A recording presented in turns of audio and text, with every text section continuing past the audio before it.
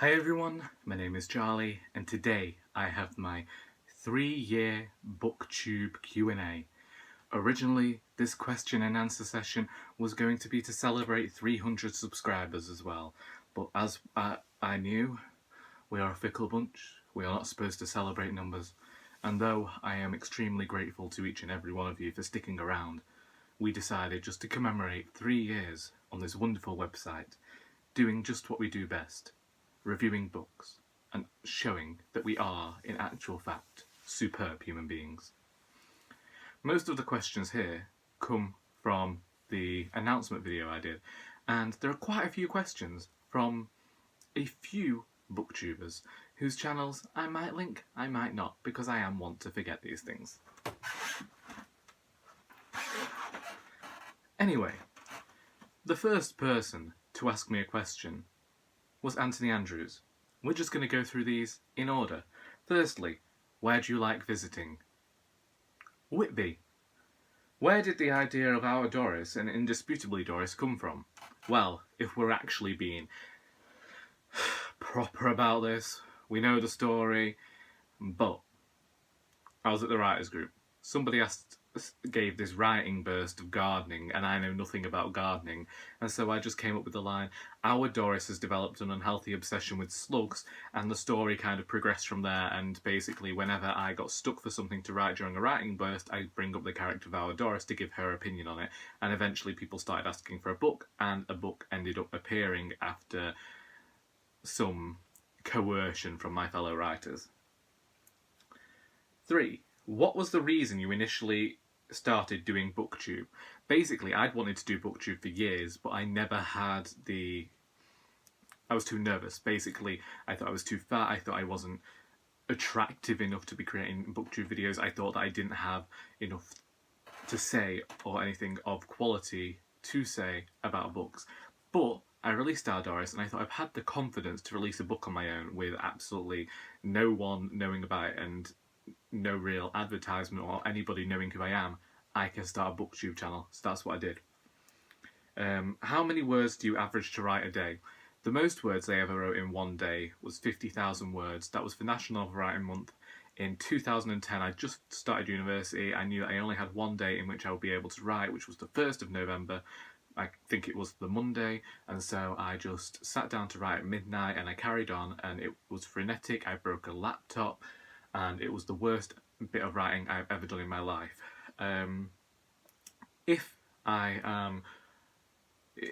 My daily word count changes dependent on where I am in the story. At the start, it can be anything from 1,000 to 4,000 words a day. Towards the end, it's getting up towards 7,000 and 10,000 words because I really can envisage the finish line and just know where the story's going enough that I can just get the words down on paper.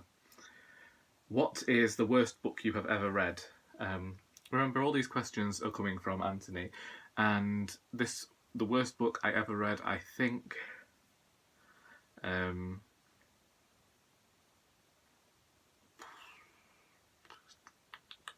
actually don't know. I couldn't say. The worst book that I ever read, and in my opinion, and really just wasn't for me, it was Paulina and Fran by Rachel B. Glaser. Some people love that book, they love what the story says about female relationships, but I just couldn't get my head around it, and you can find my review. Who was the first booktuber you subscribed to? And it was Ariel Bissett. Basically, I did not know Booktube was a thing. I went in search of a review of a book and saw that, and found one of her videos and ended up subscribing, and then ultimately discovered Booktube through that. Who is your favourite booktuber? I'm not going to qualify that with a response, I don't think, if you don't mind me doing that, because basically I don't particularly enjoy playing favourites. But yes, have you ever seen a younger booktuber than myself, meaning Anthony, who we all know is quite young? And no, basically I haven't. I haven't seen. You have, as you tell me, but no, me, never seen any younger booktubers than you. Then, Anthony had more questions. Have you ever had your books, meaning our Doris and indisputably Doris, donated to the shop? Yes, I have. Most of them have been volunteer copies and they've all been signed, and I found it incredibly frustrating because had they not been signed, I could have then gone on to resell them. How many Doris books do you plan to write? I've always said I only want to write 3 Doris books, although the character may appear in later works.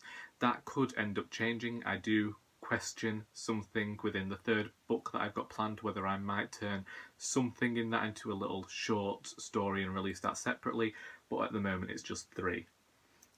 Would you ever pal up with another Booktube writer and write a book together? No. I once tried writing a book with a friend of mine and it never worked out. I think that I'm a bit of a control freak and I like being able to see where a story goes, and I'd want to be able to write something, and I wouldn't personally be able to collaborate with another writer in that way, and it astounds me when people do actually end up sharing the workload. Those are all the questions from Anthony Andrews. Next, we have questions from Sophie P, whose channel has been a channel who's been supporting me since I first started out. I don't know when Sophie first started Booktube, but it's definitely been one of my original subscribers, and I'm very happy whenever I see Sophie in the comments. Next, so firstly, are there any of your favourite books that you'd like to see adapted into films, and is there anyone in particular you'd like to direct or act in it? For an actor, just to say, like, my favourite actor is probably the actor I can't remember who's in The Big Lebowski and in 30 Rock, Julianne Moore. Just put her in something. However, I don't watch films, so it would be a bit funny for anyone to turn one of my books into a film. But maybe we could turn The Trouble with Goats and Sheep into a TV show. That might be okay. Yeah, we might turn The Trouble with Goats and Sheep into a TV show, but it would have to be captured perfectly, tone perfect, remind me of Alan Bennett to be any good. If you could travel in time, where would you go? I have a very serious answer for this, and I have a jokey answer for this, but basically, I wouldn't go that far back in time. I would only go back within the last 80-something years so that I could just spend more time with family that are no longer with us. So, yeah, within the last 80 to 100 years. If you could read only one genre of book for the rest of your life, what would it be? Oh my lord. That's a difficult one. That's difficult. Because if I say fantasy, everything's in a series there, and I've got a ton of books to read of fantasy. If I just went literary and commercial fiction, then that gives me a whole wide range of things, but it doesn't count as a genre. But let's just say fantasy, and we'll just reread Harry Potter every year. Then we have Emma Rosen Books, who you should go and look at, because she's a booktuber, author-tuber. Got a book planned to come out at some point. Very interesting videos. So, what kind of car do you drive? I drive a Toyota Yaris. His name is the Fonz. What's the best book you ever found in your shop? Naturally, it's my own, Our Doris. Do you have any siblings? Yes, I have 4 siblings, 3 brothers and 1 sister, and there's every chance that there are actually more because my father was a bit of a tart when he was growing up. Where do you like to write best? Currently, I like to write best in the seclusion of my bedroom, but before that I always liked to sit downstairs in an armchair. It changes dependent on the book, apparently. And how did you steal the national insurance number and PIN number? This comes from a joke within my first announcement video in which I said that I stole somebody's identity, but I'm not allowed to talk about it. But if you did some research, it happened in Macedonia in 1783 and involved the Pope, a school full of nuns, and maybe a monastery of fish, but we won't get into that here.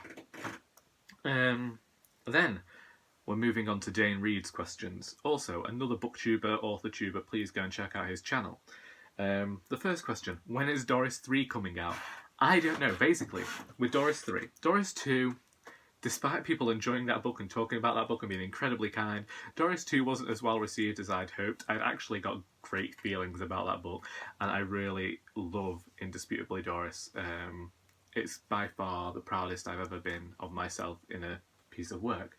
However, not many people bought it, and not buying it really spurred me on to go and work on something I'd wanted to work on for a few years. So whilst I would really enjoy to have Doris 3 out next year, and it'd be only 2 years after the last one, I don't think that's going to happen, so it's whenever I write it. Question 2. Douglas Adams or Terry Pratchett? I'm going to have to say Terry Pratchett because I've never yet read Douglas Adams, although I do believe I am going to thoroughly enjoy Douglas Adams' work. Question 3. Weirdest thing that's ever been donated to your shop? Anthony, if you're watching this, please close your ears. This isn't meant for any viewers who are below a certain age. A few years back, at the Macclesfield shop, somebody donated a purple strap-on vibrating dildo. Now, we move on to the questions from my good friend Lily of Lykios Reads. Firstly, what character do you most relate to? I think she means in a book. And, oh lord, I did actually find a character who was quite relatable once. Which I related to. Now I can't remember what the book was. I want to be like incredibly pretentious and say the guy out of The Outsider, but that's a lie. Basically, if you can find me someone who's claustrophobic but also with a fear of open spaces and like a crippling sense of anxiety about life but also a love of tea and extremely confident in things, then you're going to end up with Charlie. So basically what I need to do is write a memoir and then I can say, Charlie, this is all fictional. What book do you wish you'd written and why? The Trouble with Goats and Sheep by Joanna Cannon. I said this when I reviewed the book. This is my perfect book.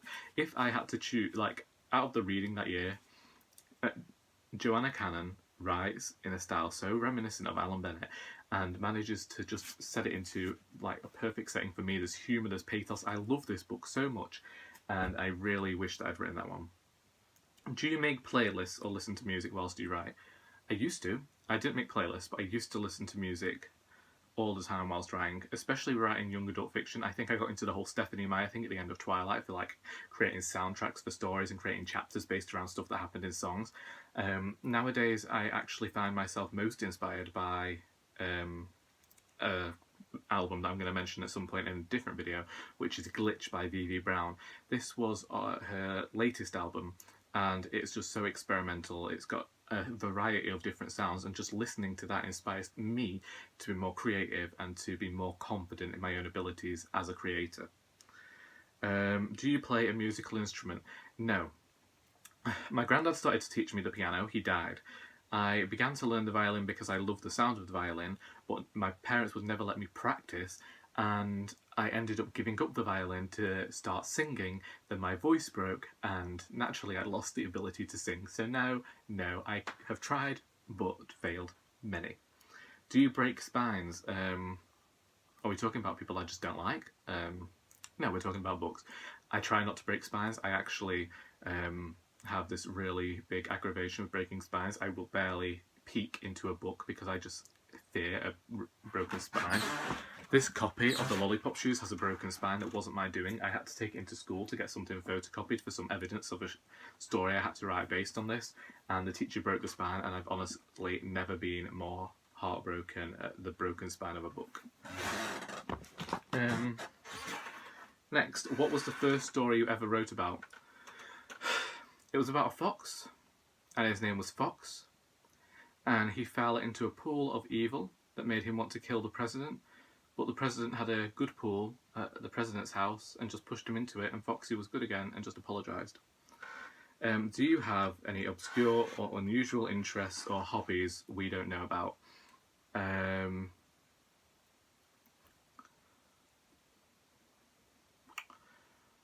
The erotic ramblings of German nuns circa 1300?